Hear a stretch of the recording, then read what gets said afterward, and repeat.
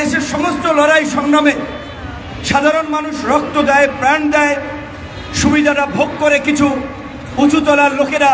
কাজে এইবার আমরা সেটা হতে দিতে চাই না।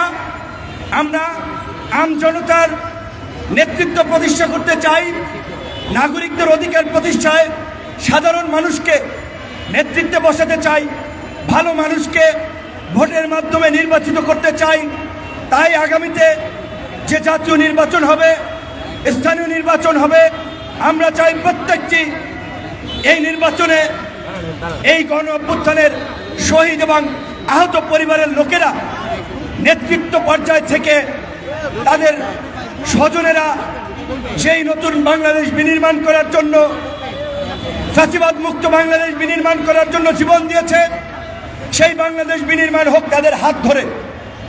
কিন্তু আমরা দেখতে পাচ্ছি মুক্তিযুদ্ধের চেতনা বিক্রি করে আওয়ামী লীগ যেমন জাতিকে বিভক্ত করেছে, মুক্তিযুদ্ধের চেতনার নামে আওয়ামী লীগ যেমন এদেশে গত 16 বছর ধরে একদলীয় শাসন বাকশাল কায়েম করেছে। মুক্তিযুদ্ধের পরপরই 72 সাল থেকে 75 সাল পর্যন্ত শেখ মুজিবুর রহমান যে সময় ক্ষমতায় ছিলেন, মুক্তিযোদ্ধাদেরকে দিয়ে মুক্তিযোদ্ধাদেরকে হত্যা করেছিলেন, দেশে একটা নৈরাজ্য তৈরি করেছিলেন। যারাই শেখ মুজিব এবং আওয়ামী লীগের বিরুদ্ধে কথা বলেছে, প্রতিবাদ করেছে, তাদেরকে গুম করেছেন, খুন করেছেন। আওয়ামী ফ্যাসিবাদের পতন হয়েছে। আগামীর বাংলাদেশে যেন গণ অভ্যুত্থানের চেতনাধারী কোনো সংগঠন এবং ব্যক্তিরা যেন গণ অভ্যুত্থানকে নিজের সম্পদ এবং নিজের দলের সম্পদে পরিণত করতে না পারে, সেই বিষয়ে আমাদের সচেষ্ট সজাগ আওয়াজ থাকতে হবে। এই গণ অভ্যুত্থানে বিভিন্ন দল মত এবং যারা রাজনীতি করে না, সংগঠন করে না, সেই সমস্ত মানুষও রাজপথে এসেছিল শুধুমাত্র হাসিনার পতনের জন্য।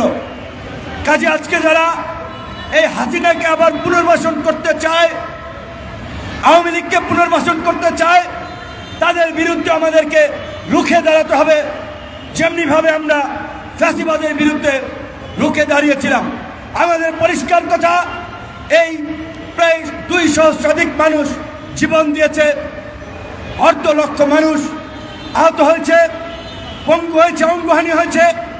সেই আওয়ামী ফ্যাসিবাদের বিরুদ্ধে লড়াই করতে গিয়ে সেই আওয়ামী ফ্যাসিবাদকে যারা পুনর্বাসনের কথা বলবে, আওয়ামী ফ্যাসিবাদকে যারা নির্বাচনে অংশগ্রহণের কথা বলবে, আওয়ামী ফ্যাসিবাদের যারা রাজনীতির পক্ষে কথা বলবে, আমাদের নতুন লড়াই হবে তাদের বিরুদ্ধে।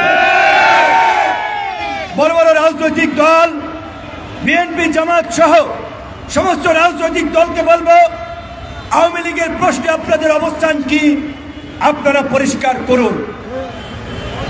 আওয়ামী লীগকে আপনারা নির্বাচন চান কিনা, আওয়ামী লীগের রাজনীতি নিষিদ্ধ চান কিনা, সেই বিষয়ে আপনাদেরকে পরিষ্কার অবস্থান জনগণের সামনে ব্যক্ত করতে হবে। এবং আমরা আপনাদেরকে একটা কথা বলতে পারি, অনেকে বিভ্রান্তি ছড়াচ্ছে। গণ অধিকার পরিষদ ট্রাক প্রতীক একটি নিবন্ধিত রাজনৈতিক দল। আমরা এখন পর্যন্ত কোনো নির্বাচিত জোট গঠন করি নাই।